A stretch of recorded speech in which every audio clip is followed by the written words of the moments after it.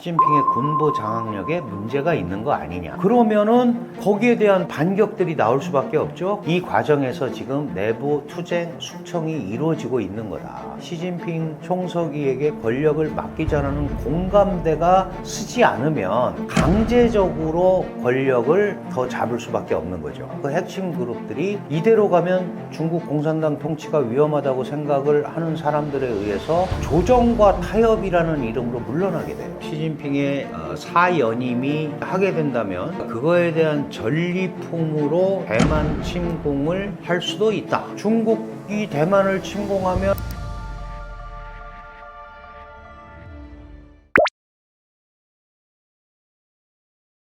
최근에 이제 중국 군부에서 상당한 권력 투쟁이 있고 또 이것이 시진핑의 소위 독점적 지위를 저해하고 있다. 이제 이런 얘기들이 많이 나오면서 뭐 일부는 시진핑의 권력에 군부가 도전한다. 이제 이런 얘기까지 많이 나오고 있어요. 그런데 중국의 군부는 좀 특이한 데입니다.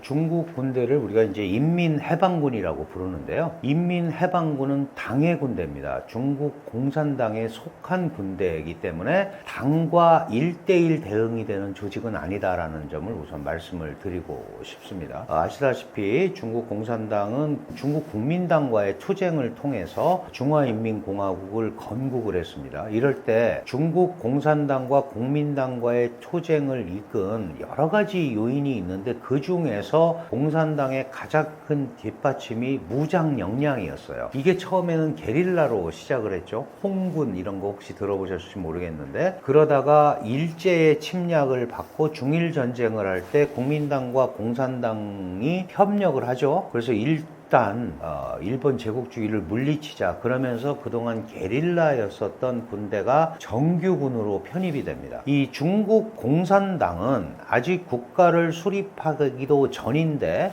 세계에서 유일하게 정규군을 갖고 있었던 정당이에요. 그러다 보니까 권력이 총구에서 나온다라는 말을 금과 옥조처럼 그러니까 무장 역량이 있어야 승리를 할 수 있고 그게 국가를 유지하는 근간이다 이렇게 돼 있는 겁니다. 제가 이 말씀을 왜 이렇게 장황하게 드리냐 하면 이 중국 군부가 당을 넘어서서 당의 최고 지도자가 총석이고 시진핑인데 이 당의 최고 지도자는 금방 말씀드렸다시피 중국 군부의 통수권자입니다. 인민해방군의 지휘권자예요. 그걸 이제 중앙군사위원회가 지휘를 하는데 중국의 최고 지도자인 공산당의 최고 지도자인 당 공산당 총서기는 당 중앙군사위원회 주석을 겸임하게 돼 있어요. 그러니까 이 얘기는 뭐냐 하면 군부의 최고 책임자가 바로 당 총석이라는 얘기입니다. 그렇기 때문에 군부 그 밑에서 소위 뭐 시진핑에게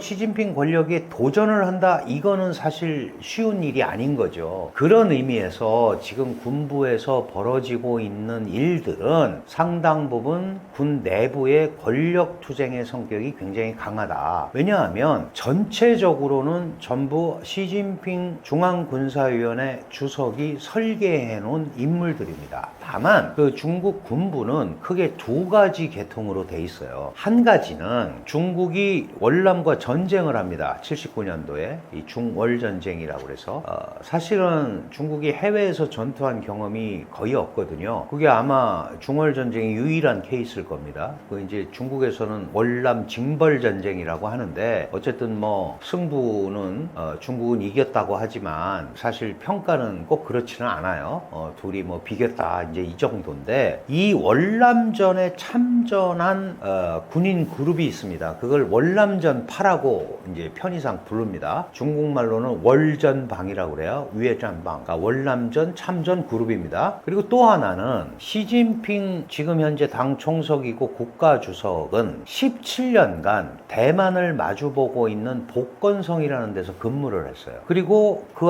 복건성과 대만은 대만 해협을 가운데 두고 마주보고 있습니다. 그러니까 대만을 점령하고 대만을 공격하는 것들이 전부 복건성 일대를 중심으로 이루어져요. 그래서 이 대만에 대한 강공책을 펼치는 그룹이 있습니다. 그걸 대만 해협방이라고 합니다. 대해방, 다해방이라고 그래요. 그러니까 중국 군부 내부에는 월남전파와 대만 해협파가 있다. 그런데 대만 해협파는 누구에 의해서 중앙으로 이렇게 등용이 돼서 군부의 요직을 차지하고 있냐 하면 바로 복건성에서 17년간 근무했던 시진핑이 총석이 중국의 총지도자가 되면서 이제 데리고 올라온 사람들인 거죠. 특히 대만을 가장 앞에서 마주보고 있는 31 집단군 이런 데가 이제 핵심이거든요. 그래서 시진핑 중국 국가주석 겸 당 총석이 겸 중앙군사위원회 주석은 군부를 이런 식으로 배치를 해놓은 거예요. 그런데 문제가 생겼습니다.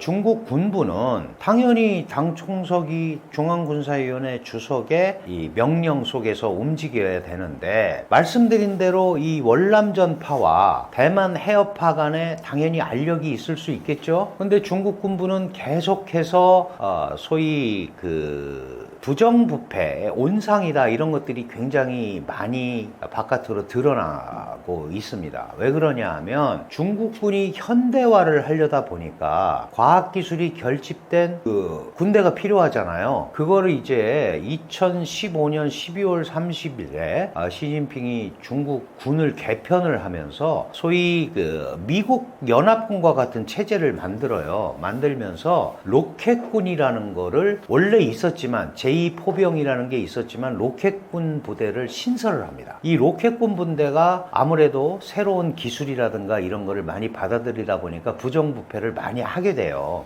그런 것들이 또 해외에 많이 알려지게 되죠. 근데 이런 것들을 누가 책임을 이런 부분에 대한 부정부패나 이런 것들을 누가 관장을 했냐 하면 시진핑의 신복이라고 할 수 있는 мя화라는 사람이 관장을 한 거예요. 근데 이 мя화가 시진핑을 복심으로 불리면서 세력을 넓혀가다 보니까 금방 말씀드린 월전방이 위협을 느끼죠. 월전방이 위협을 느낄 수밖에 없는 거예요. 특히 이 мя화는 첫 번째 국방부장이었던 리샹프라는 사람을 낙마시킵니다. 낙마시키니까 이 리샹프라는 사람은 어떤 사람이냐 하면 지금 군부의 최고 실권자는 당연히 시진핑이지만 그 2인자라고 할 수 있는 장효시아라는 사람 많이 들어보셨을 거예요. 이 장효시아가 요 로켓군의 장비발전 부장 출신인데 리샹프하고 똑같아요. 그렇다면 무슨 얘기예요? 장효시아도 아마도 그런 부정에 연루될 수 있다라는 개연성을 가지고 있는 거잖아요. 그러니까 이 월전방이 금방 얘기한 мя화라는 사람을 몰아냅니다. 그럼 이거는 당연히 시진핑의 허가를 받고 시작을 한 거겠죠. 그러니까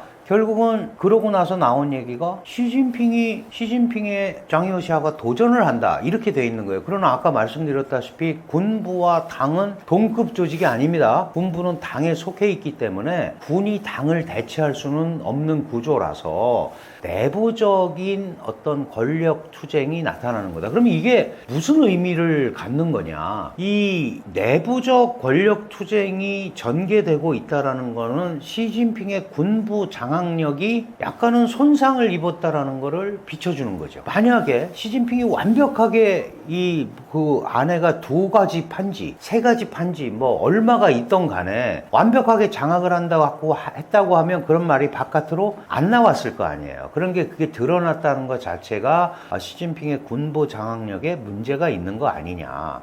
그러면은 거기에 대한 또 반격들이 나올 수밖에 없죠. 그래서 중앙군사위원회 부주석 중에 하나인 허웨이동이라는 사람이 지금 거의 2달째 공식 석상에 얼굴을 안 나타내고 있어요. 그러니까 이게 리샹프라는 국방부 장관을 소위 비리 이런 것들을 파헤친 мя화의 공격, 그리고 мя화에 대한 장효시아의 공격, 그리고 이제 이런 부분을 내부적으로 복잡해지고 있는 가운데 허웨이동이라는 이 사람도 그런 권력 투쟁의 내부에서 지금 안 나타나고 있는 거 아닌가 이런 얘기를 하는 겁니다. 그럼 이제 이런 전반적인 현상을 놓고 봤을 때 표면적으로는 시진핑의 권력이 약화됐다고 볼 수 있지만 이런 것들이 시진핑의 허가 또는 당 최고 책임자이면서 군의 최고 책임자인 시진핑의 큰 그림 하에서 움직인다면 그거는 오히려 시진핑 권력을 다시 다잡는 쪽으로 작용할 수도 있다. 지금 그냥 놔뒀더니 내부 권력 투쟁이 생겼고 권력에 대한 장악력이 약해져서 이게 시진핑 권력이 약해진 거 아니냐라고 볼 수도 있지만 이 일련의 과정이 시진핑이 다 알고 있는 가운데 이루어진 것이라면 시진핑이 통제하고 있다는 뜻이잖아요. 그렇다면 이게 정리가 된다면 오히려 시진핑 권력을 다시 한번 강화할 수 있는 부분으로 작용을 할 수도 있다.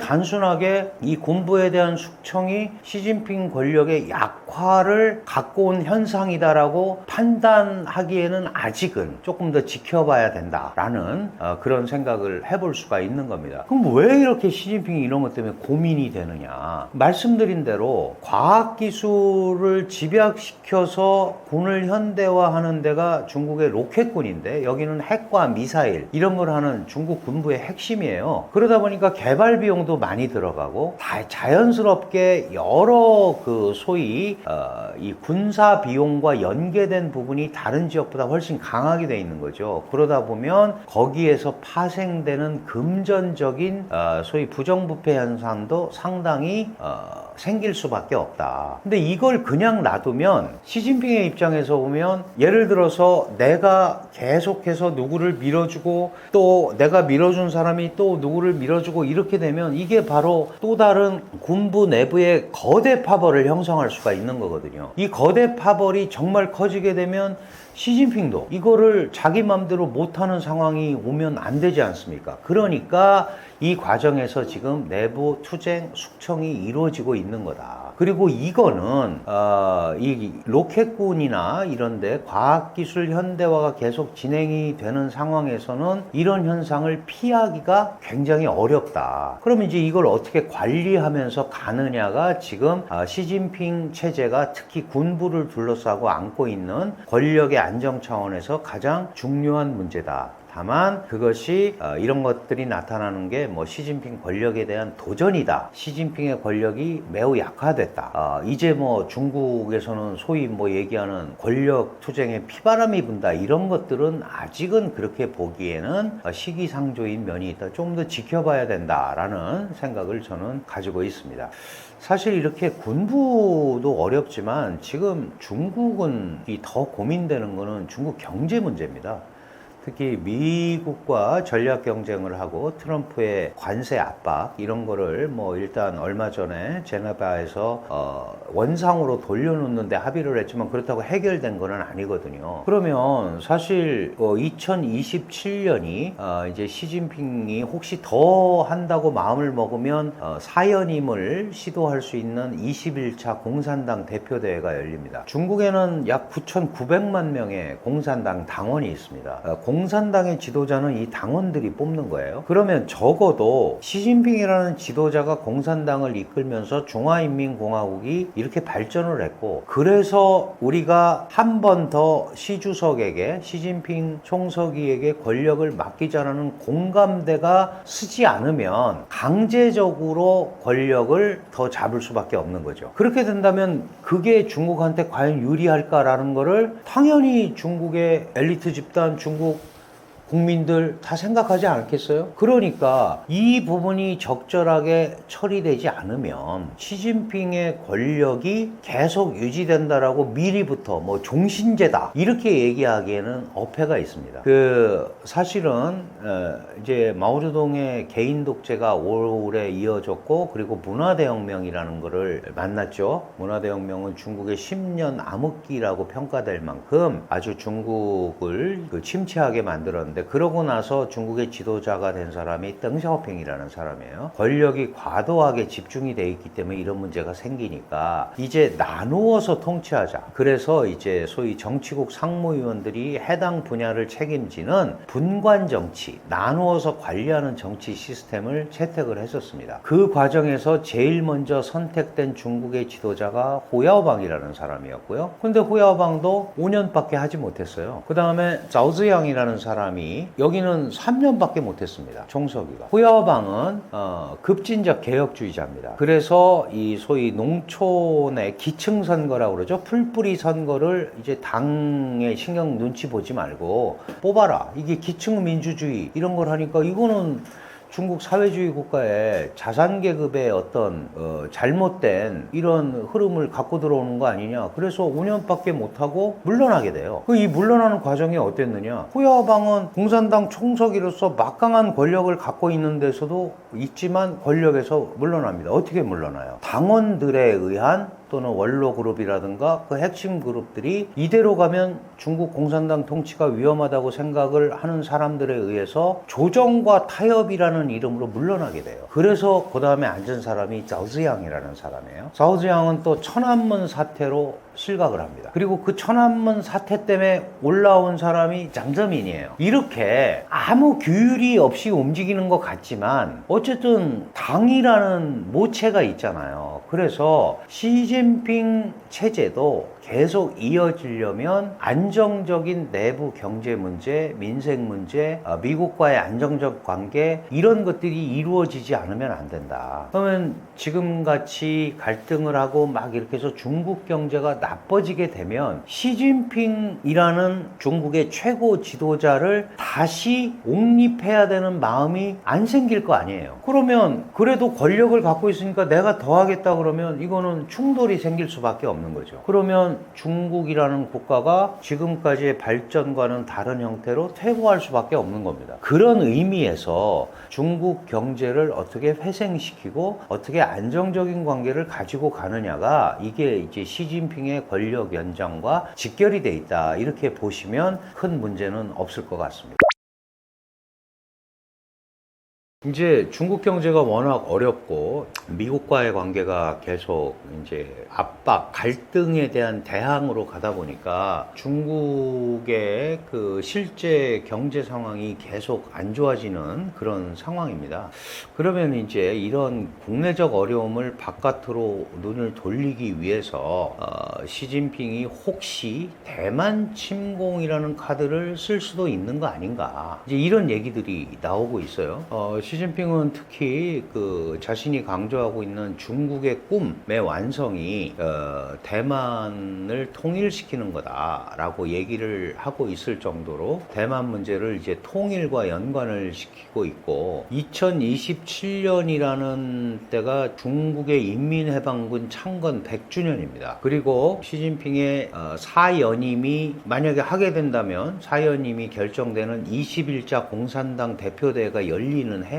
그러니까 그거에 대한 전리품으로 대만 침공을 할 수도 있다. 이런 얘기가 있어요. 그런데 거꾸로 한번 생각해 보세요. 대만 침공을 했는데 실패하면 어떻게 되죠? 사연임이고 뭐고 다 없어지는 거 아니겠어요? 거꾸로 얘기하면. 지금 우크라이나를 침공한 러시아가 원래는 일주일이면 충분하다고 전 세계적으로 생각을 했고 일주일이면 우크라이나에 러시아 꼭두각시 정부를 만들어 놓고 이제 그 러시아가 관장하는 우크라이나 이걸 만들려는 게 푸틴이 전쟁을 일으킨 원인이에요. 근데 지금 3년이 넘게 이어지고 있잖아요. 혹시 시진핑이 대만을 침공을 해서 통일을 달성할 수 있다면 전리품이 될 수 있으나 그렇지 않으면 오히려 시진핑의 권좌를 결정적으로 위협하는 요인이 될 수도 있다. 왜 제가 이렇게 말씀드리냐 하면 대만은 1979년 중국과 미국이 수교하면서 대만은 미국과 단교를 하게 되죠. 그런데 지도를 잘 보면 아시지만 대만이라는 섬은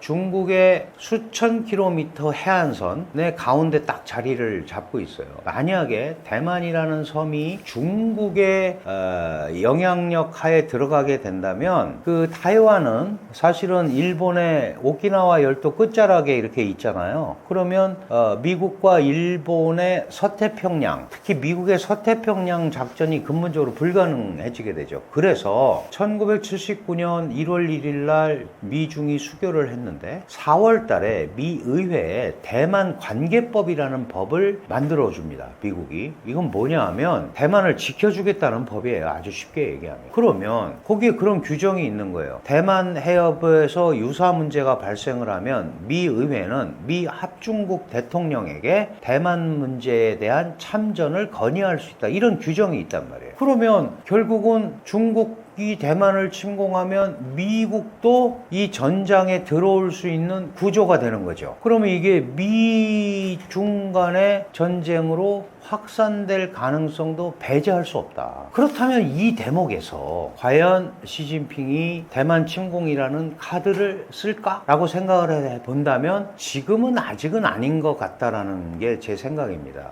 왜 그러냐 하면 대만 침공이 벌어지면 미국이 혹시 개입을 하게 될 거고 중국도요 석유의 50%를 수입을 해요. 석유의 50%를 세계 최대 원유 소비국인데 주로 이제 뭐 파이프라인 통해서 그 러시아나 이런 데서 오는 거는 뭐 육상으로 오지만 여전히 중동 지역의 석유를 갖다 쓰거든요. 그럼 중동 지역의 석유라는 게 아라비아해라든가 홍해 이 지역에서 말레카 해협을 지나서 남중국해를 들어와서 중국으로 전달이 되는 거예요. 이 말레카 해협 같은 데는 지금 미국이 통제를 하고 있습니다. 그럼 전쟁이 발발을 하게 되면 미국의 막강한 해상 통제력이 발동이 돼서 석유 운송이나 이런 것들을 막게 되면 중국도 굉장한 어려움에 처하게 돼 있고 그 다음에 지금 러시아처럼 국제사회의 제재를 받게 되면 상당한 문제가 생길 수밖에 없죠. 게다가 중국은 글로벌 밸류 체인의 40%를 담당하고 있는 제조업 국가예요. 그러면 그런 것들의 그 무역, 수출입이 통제를 당한다? 이건 중국으로서도 재앙이 될 수밖에 없는 거죠. 그럼 이제 이런저런 상황을 고려해 본다면 지금은 시기가 아니다라고 판단을 할 수 있는 겁니다. 근데 이제 최근에 주한미군 사령관이나 이런 그 언론에 이렇게 그 주한미군 사령관이 언급한 거를 보면 대만 해협에서 문제가 생기면 주한미군도 역할을 해야 된다. 이런 이제 주한미군 역할론이 많이 나오고 있죠. 실제로 뭐 예전부터 없던 거는 아니에요. 예를 들어서 이 전략적 유연성이라고 하는 게 있는데 이제 주한미군을 필요에 따라서 여기저기 이동을 시키는 거죠. 그럼 대만에 문제가 생기면 주한미군이나 주일미군을 투입을 할 수도 있는 거예요. 근데 이제 한국의 상황은 좀 다르죠. 한국은 북한과 대치하고 있기 때문에 만약에 북한의 억지력 중에 하나인 주한미군 공백이 생기면 북한의 오판을 불러 일으킬 수도 있는 것 아니겠습니까? 그러니까 이제 문제가 복잡해지는 거예요. 그런데다가 대만 해협이라는 데는 우리나라 수출 물동량의 45%, 한국 원유 수입의 80%가 지나다니는 중요 수송로입니다. 슬락이라고 그러죠. SLOC. 그러면 거기가 문제가 생기면 한국에는 수출입은 물론이고 석유가 들어올 수가 없어요. 아시죠? 대한민국은 석유가 오일만 제대로 안 들어오면 대부분의 산업이 마비가 됩니다. 그렇다면 이 지역에서 분쟁이 안 생겨야 되잖아요. 그러니까 마치 지금 제일 걱정되는 거는 대만 해협에서 문제가 생기는 게 우리와 뭔 관계냐라고 얘기하는 사람들이 있어요. 그러나 이게 이렇게 크게 관계가 있는 겁니다. 주한미군의 전략적 위험성과 관계가 돼 있고 우리의 주요 수송로고 그 다음에 그 한미 간에 소위 대만에서 문제가 생기게 되면 어떤 형태로든 협력을 해야 되는 상황이 벌어질 수도 있는 상황이기 때문에 절대 남의 문제가 아니다. 이런 생각을 하면서 이 대만 해협 문제가 전쟁 상황으로 가지 않도록 뭐 우리가 하지 말라고 그래서 안 하는 건 아니지만 대만 침공이라든가 대만 해협에서의 소위 군사적 충돌이 우리한테도 직격탄이 될 수 있다라는 생각을 반드시 해야 된다라는 말씀을 드리고 싶습니다. 얼마 전에 미중이 드디어 그 소위 제네바 합의라는 걸 했어요. 제네바에서 만나가지고 지금까지 부과되었던 미국의 대중관세 145%, 중국의 대미관세 125%를 놓고 합의를 해서 중국은 미국에 대해서 10%, 미국은 중국에 대해서 30%만 남기고 다시 시작하자. 이런 이제 합의를 한 겁니다. 이거는 이제 무슨 의미가 되는 거냐 하면, 트럼프 대통령이 2기 행정부가 출범하고 나서 소위 상호관세라는 차원에서 부과한 부분들을 원위치 시킨 거예요. 그러면 10%는 뭐냐? 10%는 트럼프 대통령이 취임하고 나서 전 세계를 대상으로 보편 관세라고 그러죠. 모든 국가가 다 10%를 부과를 했어요. 그러고 나서 중국에 대해서는 펜타닐 관세라고 해서 20%를 부과를 해놓은 상태였습니다. 그런데 이제 그 이후에 상호관세라는 거를 이제 하면서 뭐 145%까지 늘어난 거거든요. 근데 요번 제네바에서 만나서 각각 그동안 내렸던 상호관세에 대해서 부과했던 115%를 빼면 미국은 중국의 30%가 남고요. 중국은 미국의 10%가 남는 상황이에요.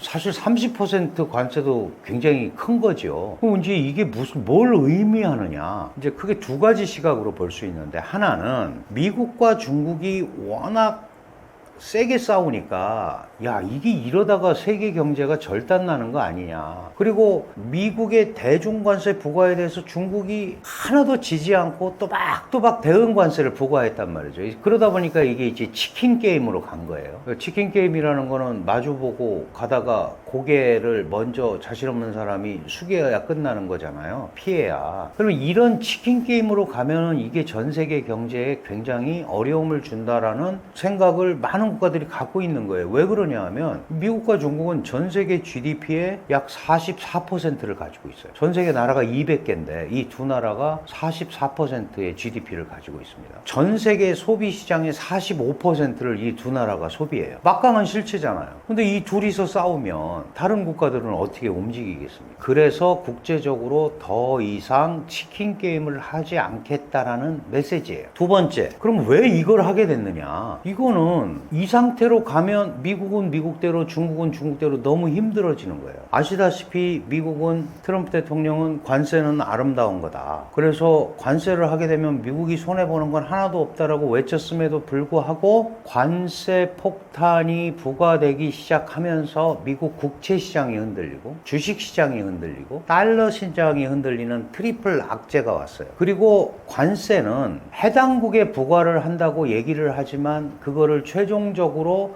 지불하는 사람은 적어도 1차적으로는 누구예요? 소비자입니다. 원래 옛날에 100원짜리였는데 관세가 145%가 붙었다 그러면 이게 245원이 된 거잖아요. 그럼 145원을 누가 내요? 소비자가 일단 내야 될 거 아니에요. 그러니까 이게 결국은 소비자 물가를 자극을 하게 되고, 그러면 안 사지 않겠습니까? 못 사고? 그러면 이런 것들이 쌓여서 디플레이션으로 갈 수밖에 없다라는, 다시 말씀드리면 관세 정책의 긍정적 효과가 더 빨리 나타나서 부정적 효과를 상쇄시켜야 되는데, 요때까지 나타난 건 뭐예요? 관세 정책의 부정적 효과가 긍정적 효과를 넘어서는 거예요. 그러니까 이대로 가면 안 되겠다라는 생각을 트럼프 대통령도 한 거죠. 사실 뭐 인터뷰할 때도 그런 얘기는 많이 했어요. 내가 뭐 정말 중국한테 100몇 % 때리려는 건 아니다. 그런 얘기를 하는 걸로 봐서는 그렇게 해서는 무역이 안 이루어진다라는 걸 알고 있는 거죠. 똑같습니다. 중국도 그걸 알기 때문에 사실 무역이라는 거는 50%가 넘으면 무역을 할 필요가 없다고 그래요, 보통. 왜냐하면 보통 기업의 마진율이라는 게, 제조업의 마진율이라는 게 10%에서 15%로 보는데, 그러면은 뭐 여러 가지 비용하고 이런 걸 해가지고 관세를 50% 이상 받게 되면 무역을 안 하는 게 훨씬 난 거예요. 근데 지금 저렇게 125%, 145% 이렇게 하게 되면 누가 하겠습니까? 근데 이제 문제는 뭐냐면 중국은 물건을 많이 만들어서 팔아야 되는 국가란 말이에요. 미국은 사서 쓰는 국가니까. 그럼 물건을 못 팔게 되면 물건이 쌓이게 되겠죠? 그런데 그거를 이제 생각으로는 내수 시장으로 돌려서 하겠다고 그러는데,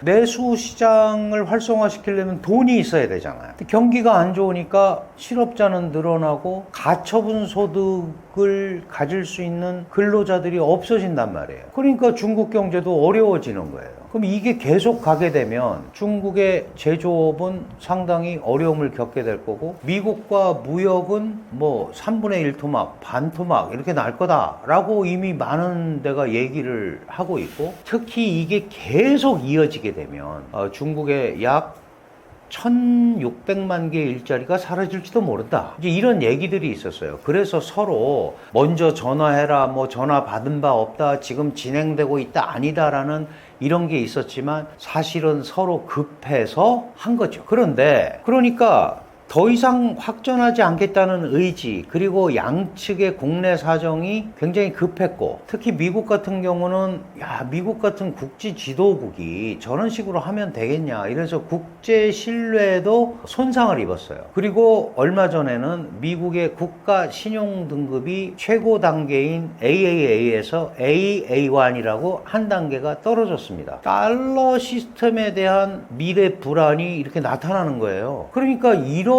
것들이 지속되면 미국한테도 좋을 게 전혀 없겠죠. 그래서 일단 이제 협상 테이블에 마주 앉았는데, 제가 다시 한번 강조를 드리고 싶은 것은,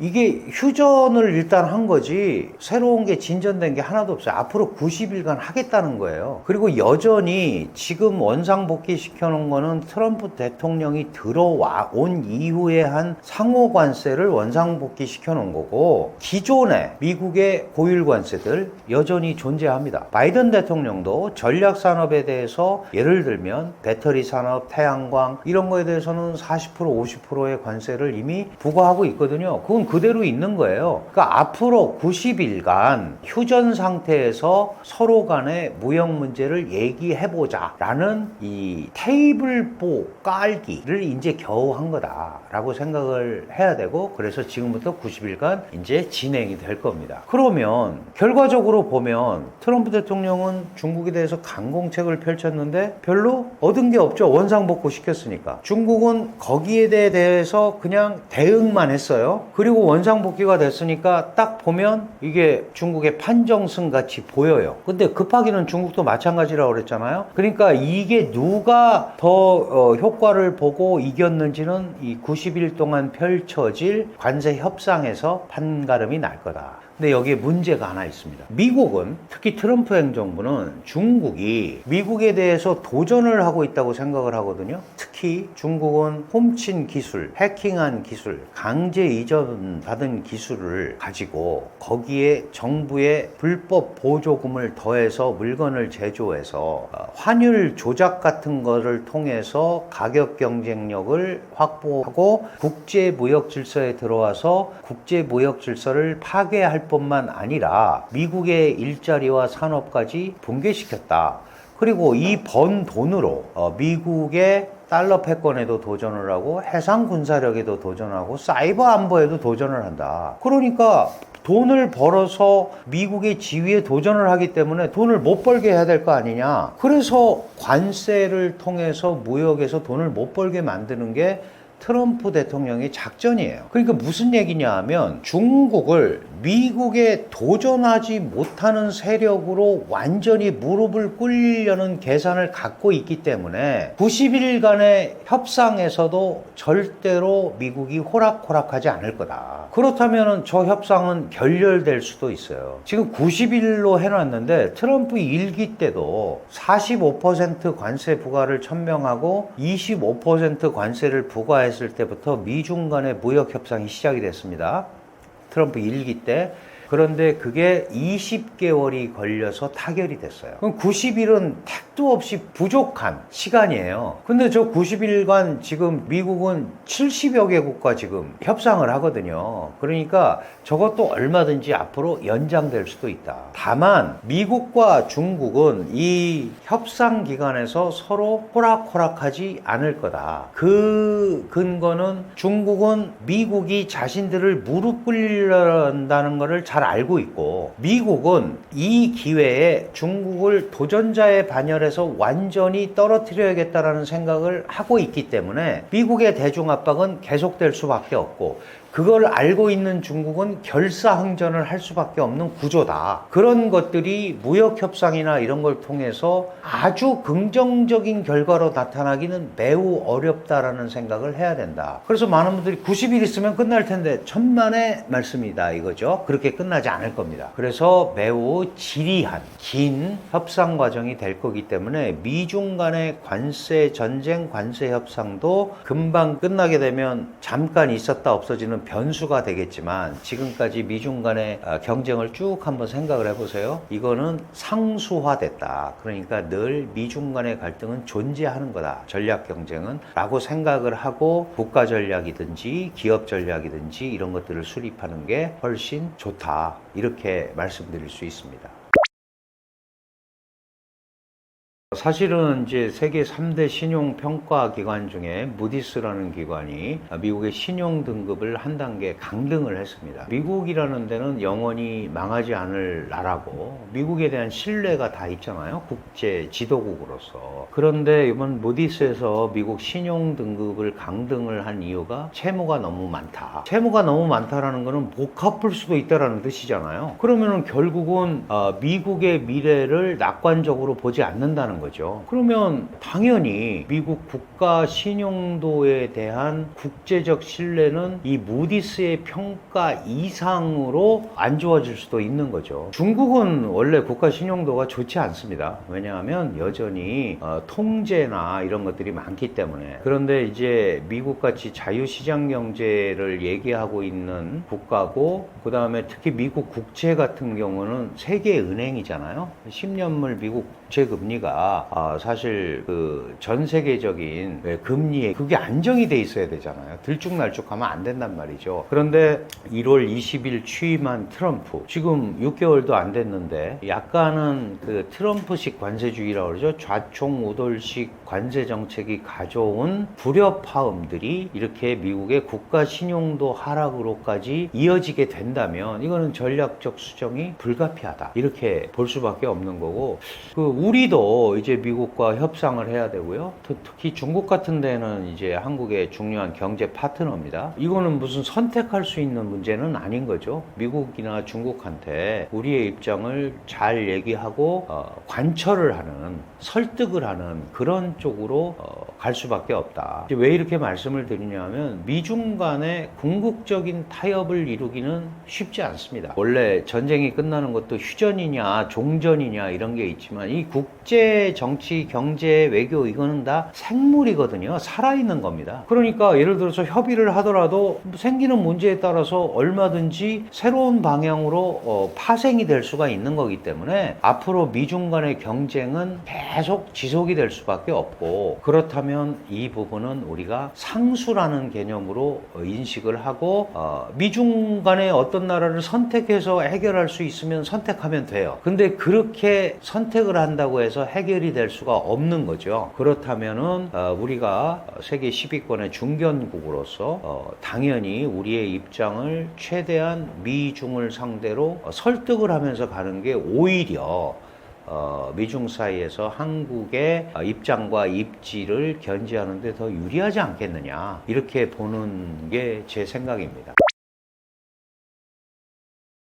사실 최근에 국제정세라든가 특히 한국의 정국이 매우 혼란스럽습니다. 우리도 빨리 어떻게 되든 간에 국가를 다잡고 회복력을 발휘하고 헌정질서로 귀환해서 정상적인 국가로 기능을 해야 미국과 중국에게도 얘기를 할 수 있는 거죠. 그래서 일단 국내 문제를 빨리 안정화시키고 그걸 바탕으로 미중 사이에서 우리의 목소리를 내는 일희일비하지 말고 어떤 방향을 설정해서 가는 그런 계기가 최근에 이런 혼란한 상황을 극복하면서 이루어졌으면 좋겠다 하는 생각을 여러분하고 이렇게 얘기하다 보니까 한번 또 해보게 됩니다. 고맙습니다.